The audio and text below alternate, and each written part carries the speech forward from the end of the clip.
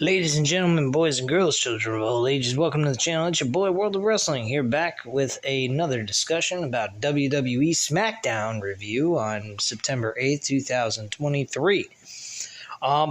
This show was blah. Nothing really special happened here. I enjoyed the situation with LA Knight. He was fun to watch throughout the entire show, especially the little confrontation that he had with Paul Heyman. Seems like a little bit of an interesting story that they're trying to tell, a possibility of maybe a Roman Reigns LA Knight in the future, which would be kind of cool. I'd be fine with that than a Cody Rhodes story trying to tell its own story again and lose for the 500th time, I guess. But whatever the case is what it is with that. I don't know what the deal is with that. I guess they're going to move forward with it, or they may not. Who knows? But anyway, the show kick-started with Io Sky and Bayley going up against Charlotte Flair and Shotzi. And this match was electric for the fans. I mean, the fans were pretty into it. But this match was nothing important to me at all. You had Asuka acting like a buffoon out by ringside to startle Dakota Kai, and she wants a shot for the WWE Undisputed Women's Championship, and so on and so forth. So, big fucking whoop-de-doo. Charlotte Flair and Shotzi do win the matchup. Shotzi hits her modified DDT on Bayley for the win, and that's that. Then we go backstage and Paul Heyman runs into AJ Styles. Heyman says to Styles why he would dare to interfere in their business. He knows Styles has other things to worry about. Styles Googles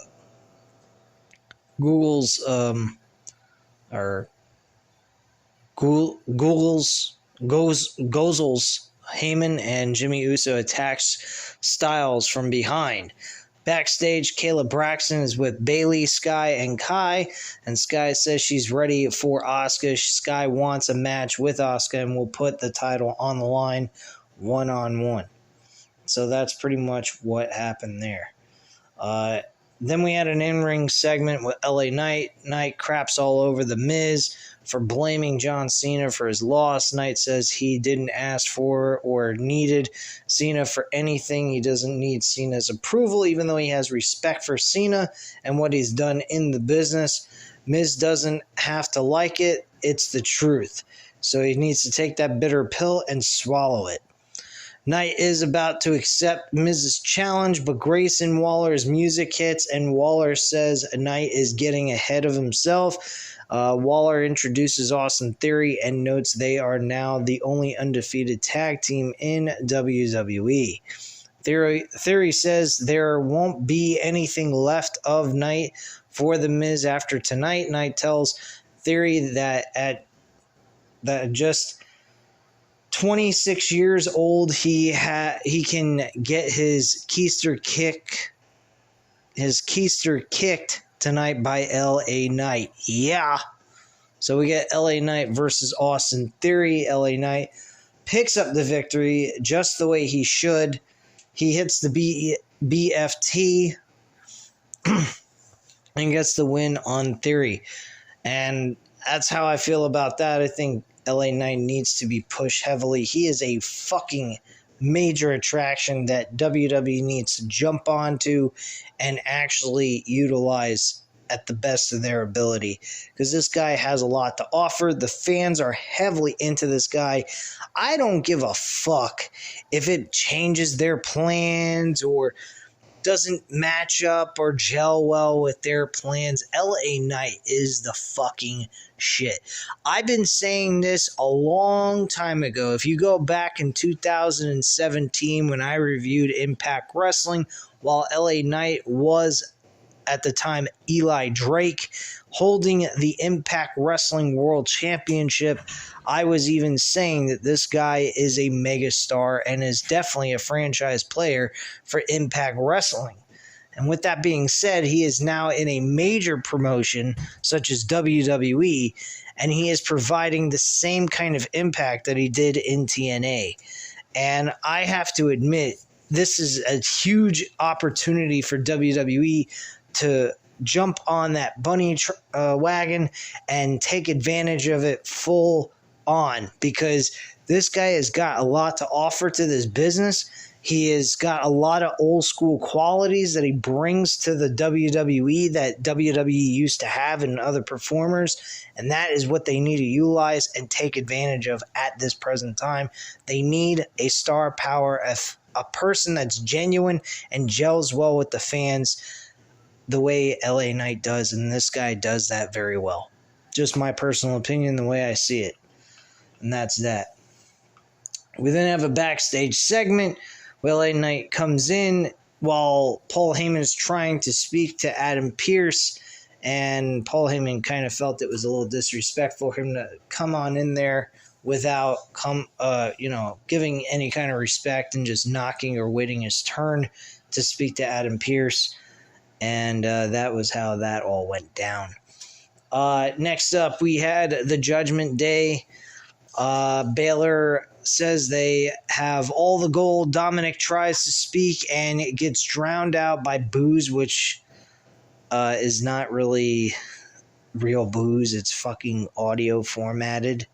You can definitely tell because you can barely hear the microphone when he's talking into it. You can barely hear him when he talks into the microphone.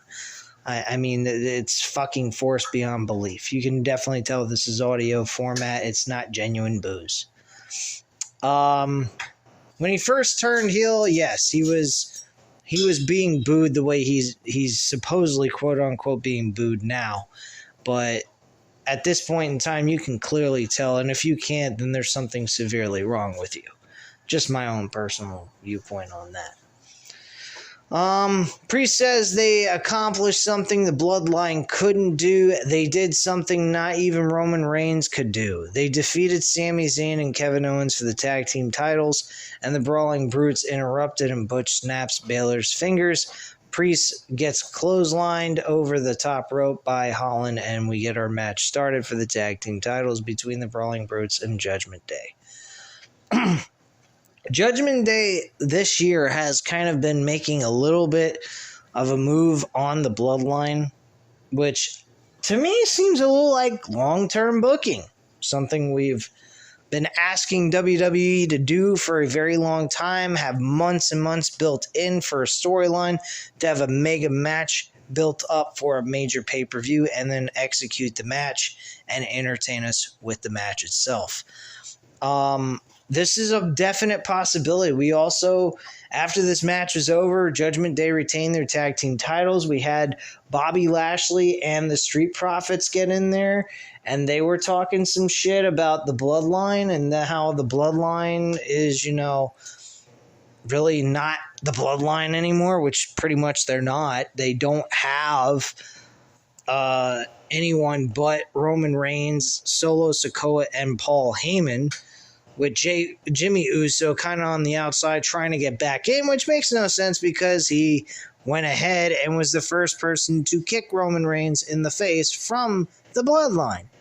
So none of it makes any fucking sense to me at all based on the way this is going. It is absolutely ridiculous. And it makes Jimmy Uso look like a fucking retard, and it's really hurting his singles run by himself, because all we're doing is going in circles here, which I was mentioning beforehand when they initially tried this move with Jimmy Uso interfering in Jey Uso's match against Roman Reigns for the world title at SummerSlam, and I said they are just trying to keep this Bloodline storyline going, but there's nothing more you can do about it. There's not much more you can do with this Bloodline storyline except let it run its course between Solo Sikoa and Roman Reigns with Paul Heyman as his manager. We're pretty much going through the process of evolution with Triple H, Batista, Ric Flair, and Randy Orton.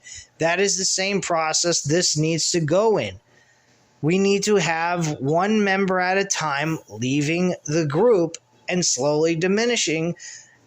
And this is basically Roman Reigns being Triple H. That's all this is. That's what the Bloodline is. They are evolution. And they are going ahead, and slowly but surely each member is going out on their own and leaving the head guy of that group. Eventually Roman Reigns will turn, or Paul Heyman will turn on Roman Reigns and fuck him over out of the title.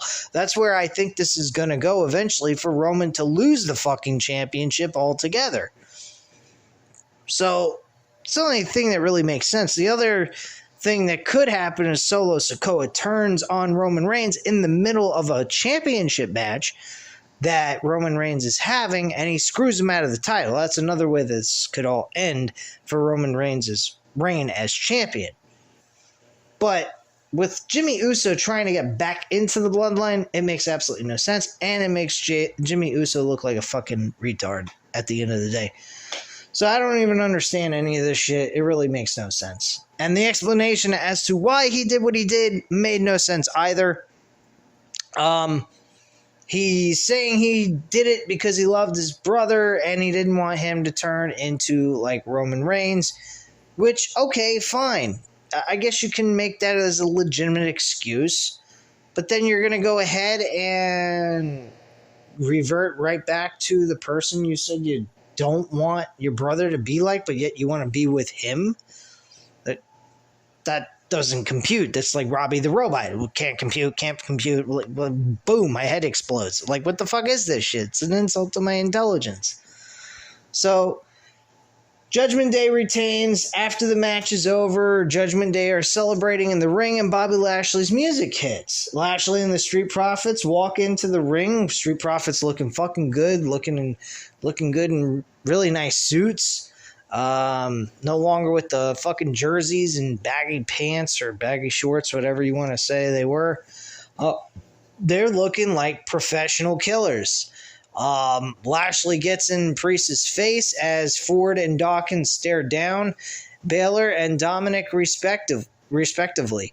The Judgment Day stands tall, and Lashley says Priest is right. The Bloodline is crumbling, but it's not the Judgment Day.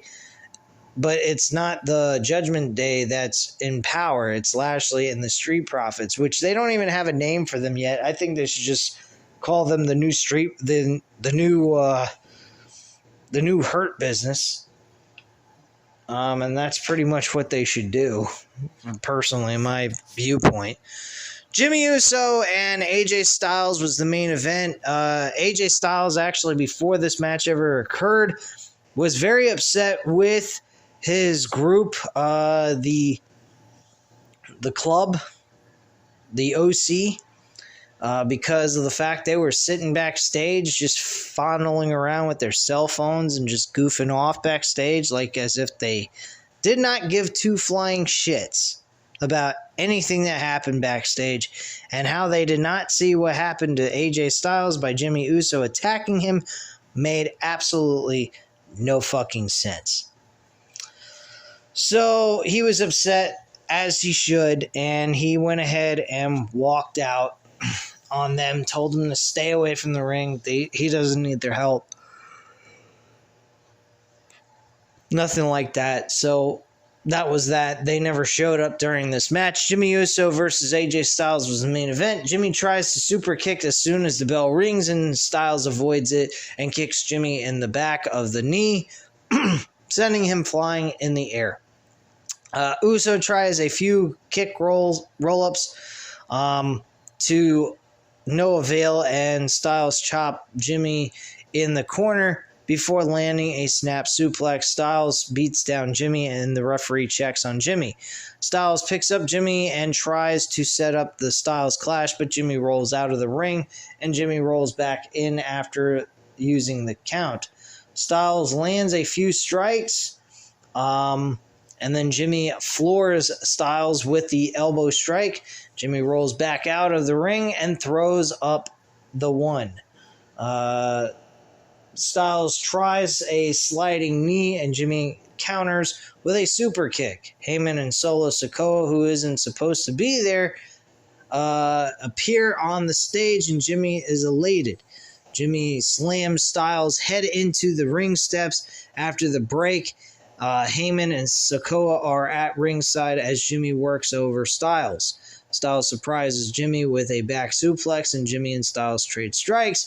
An enziguri by Jimmy, and then Styles responds with a Pele kick, and Styles sends Jimmy out of the ring near Sikoa. Diving elbow strike by Styles, and Styles sends Jimmy back into the ring.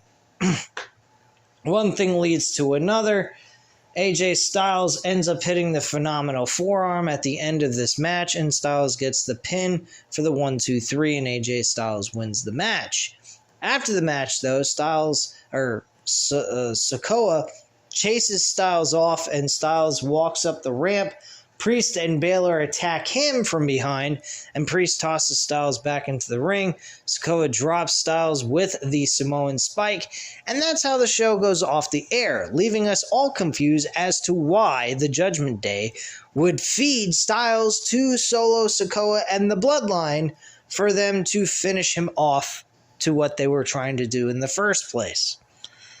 Don't quite understand any of this. After a hour before this match even came on the air, we had the Judgment Day talking shit about the Bloodline falling apart, and now we see them helping the Bloodline destroy AJ Styles. Now, we do know that AJ Styles has some history with the Judgment Day through Finn Balor from last year, because Finn Balor and the Judgment Day were trying to recruit AJ Styles into the group, but AJ Styles refused to join their group. So this kind of makes a little sense, but it kind of doesn't.